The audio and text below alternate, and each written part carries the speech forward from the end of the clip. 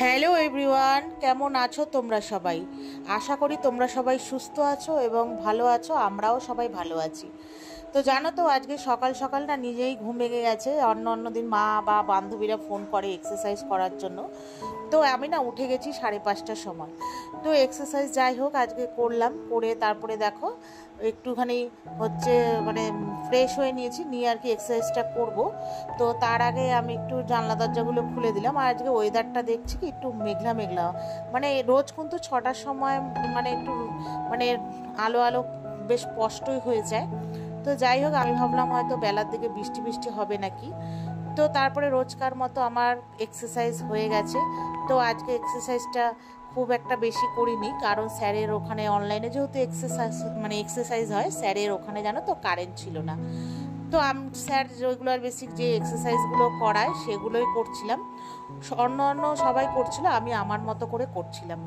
তো তারপরে এক্সারসাইজ করে রোজকার মতো চলে এসেছি রান্নায়, যেহেতু সকালবেলা বরকে অফিসে যেতে হবে, ওই জন্য রান্নাটা আমার তাড়াতাড়ি করে দিতে হবে, টাইম মতো করে দিতেই হয়, তোমরা তো সবাই জানো। আর এইদিকে একটু ভাতটা বসিয়ে না আমি একটু অ্যাফ্রেসটা আর কি বানিয়ে নিলাম। যেহেতু সকালে ঘুম থেকে উঠে আমার থাইরয়েডের ওষুধটা খাওয়া হয়, ওই জন্য সঙ্গে সঙ্গে জানো তো কিছু খেতে পারি না।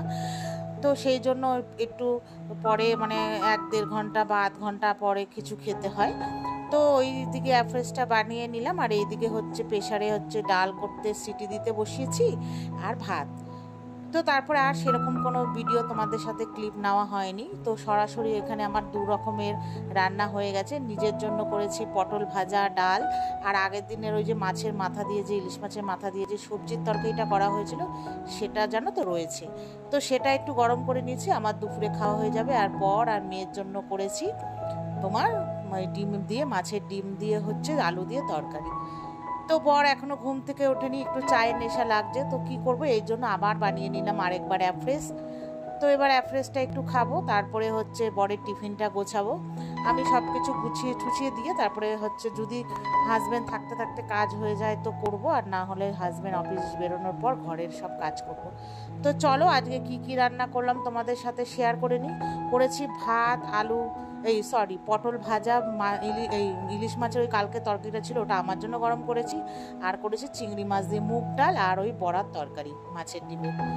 তো হাজব্যান্ড ফ্রেশ হতে গেছে, তো আমি এই ফাঁকে একটু চা করে নিলাম। হাজব্যান্ডের চাটা বেড়ে রেখে দিয়েছি ঢেকে, আর আমি একটু খেলাম। বুঝতেই পারো চায়ের নেশা। তো যাই হোক তারপরে যত কাজ ছিল সব করেছি, মেয়ে এদিকে ঘুমাচ্ছিল। তো আমি একটুখানি বেরিয়েছিলাম, মা গেছিলাম মার বাড়িতে, একটু প্রয়োজন ছিল। তো মাকে একটু রুটি করে দিতে বললাম। তো মা ময়দা রুটি করে দিয়েছে, আমি আর মেয়ে খাবো। যেহেতু আগের দিন রাতে তরকা করেছিলাম, তোমরা দেখেছো, সেই তরকার তো খাওয়া হয়নি, ভেবেছি পরের দিন সকালে খাবো। তো ওই তরকা দিয়ে রুটি খাবো। আর হচ্ছে মা করেছিল খই পাক দিয়েছিল, আমার খুব ফেভারিট, ওটা নিয়ে এসেছি। আর নিয়ে এসেছি সেউ ভাজা। তো এসে মেয়েকে বললাম যে তুই তাড়াতাড়ি করে বেরো, বাথরুমে মেয়ে গেছে স্নানে, দেখলাম ও স্নানে ঢুকে গেছে। তো এই যে তরকার চা বসিয়ে দিয়েছিলাম, গরম করে নিয়ে চলে এসেছি। তারপরে খেয়ে বেরিয়েছিলাম, কিছু কাজ ছিল, গিয়েছিলাম আমাদের ওখানে বেলঘুরিয়ায়। তো কাজ হয়ে গেছে, হওয়ার পর আসার সময় নিয়ে এসেছিলাম মিয়োমোড় থেকে প্যাটিস, আর নিয়ে এসেছিলাম ওই চিকেন হচ্ছে তোমার ক্রিমি রোলটা। তো মাসির ছেলে আমি দুজনেই গেছিলাম, মাসির ছেলেকে 2টো প্যাটিস কিনে দিয়েছি 2 ভাইয়ের জন্য। ওকে বলেছি নিয়ে চলে যাও, ও যেহেতু সাইকেল নিয়ে গেছিলো আর আমি গেছিলাম বাসে।